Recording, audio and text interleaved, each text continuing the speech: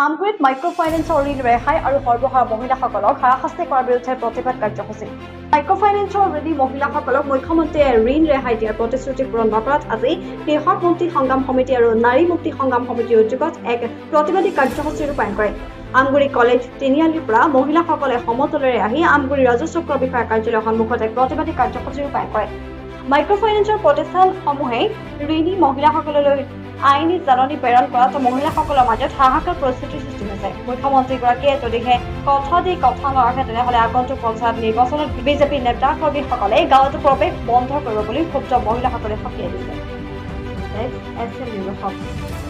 হেমন্ত বিশ্ব শৰ্মাক এইটোকে ক'ব লাগিছোঁ যে আমাৰ গাঁৱৰ মহিলাসকল ইমানেই বিপদত পৰিছোঁ যে আমাৰ প্ৰত্যেকখন গাঁৱলৈ মানে এখন ন'টিছ পঠিয়াইছে। আমি সেই ন'টিছখন দেখি পিনে আমাৰ গাঁৱৰ মহিলাসকল ইমানেই ভয় খাইছে, খাবলৈ ববলৈ শুবলৈ মানে পাহৰিছে।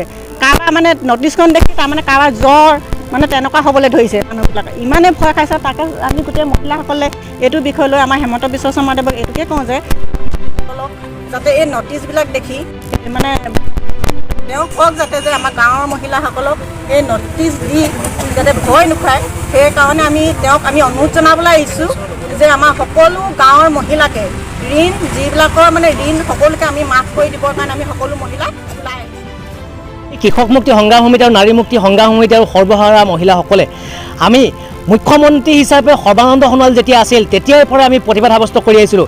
সৰ্বস্ত অসমৰ মহিলা ৰাজপথলৈ ওলাই আহিছিল যে মাইক্ৰ' ফাইনেন্সৰ ঋণ ৰেহাই দিব লাগে। যিবোৰ অবৈধ মাইক্ৰ' ফাইনেন্স, আচলতে ভাৰতীয় ৰিজাৰ্ভ বেংকৰ নীতি নিয়ম নামানে যিবিলাক মাইক্ৰ' ফাইনেন্সে গাঁৱৰ অৰ্থনীতিত প্ৰভাৱ পেলালে, গাঁৱৰ অৰ্থনীতিক কোঙা কৰি পেলালে, তাৰ বিৰুদ্ধে আমি ৰাজপথত প্ৰতিবাদ সাব্যস্ত কৰিছিলোঁ সৰ্বানন্দ সোণোৱাল মুখ্যমন্ত্ৰী হৈ থকা দিনৰ পৰাই।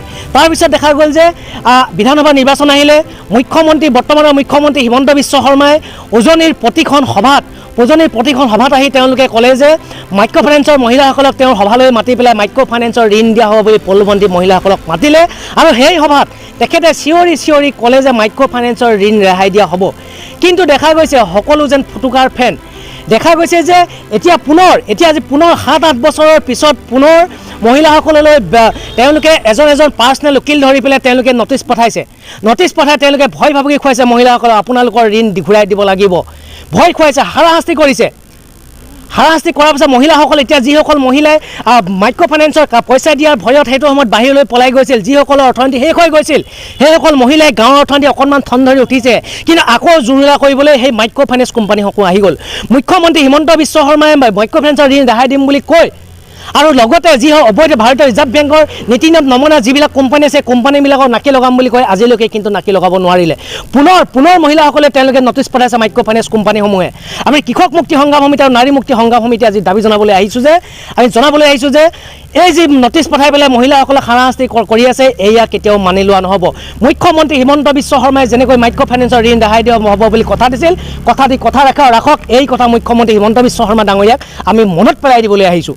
আৰু এটা কথা স্পষ্ট ভাষাৰে ক'বলৈ আহিছোঁ যে আমি আজি আমগুৰি চাকুল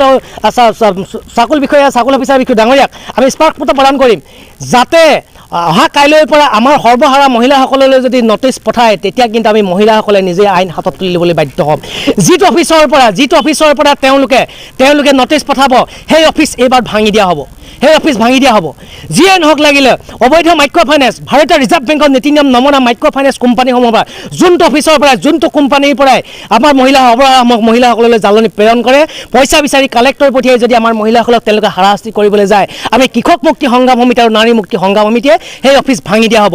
আগন্তুক পঞ্চায়ত নিৰ্বাচন আহি আছে, কৈছোঁ আগন্তুক পঞ্চায়ত নিৰ্বাচন আহিছে। মুখ্যমন্ত্ৰী মহোদয় ডাঙৰীয়া, আপোনাক আমাৰ অসমৰ সৰ্বহাৰা মহিলাসকলে আপোনাক ভোট দি ঋণ ৰেহাই দিব বুলি ভোট দি আপোনাক মুখ্যমন্ত্ৰীৰ গাদীত বহাইছিল। আপুনি এই মহিলাসকললৈ এবাৰ চকুত দিয়ক। আৰু অন্যথা কিন্তু নহ'লে পঞ্চায়ত নিৰ্বাচন আহি আছে, এই পঞ্চায়ত নিৰ্বাচনত গাঁৱৰ সৰ্বস্ত মহিলাই ৰাজপথত ওলাই থাকিব। বিজেপিৰ এজনো লিডাৰ গাঁৱত সোমাব নোৱাৰিব। অন্যথা কিন্তু মহিলাসকলেই হওক বা কৃষক মুক্তি সংগ্ৰাম সমিতিয়ে হওক বা নাৰী মুক্তি সংগ্ৰাম সমিতিয়ে আমি আইন হাতত তুলি ল'বলৈ বাধ্য হ'ম।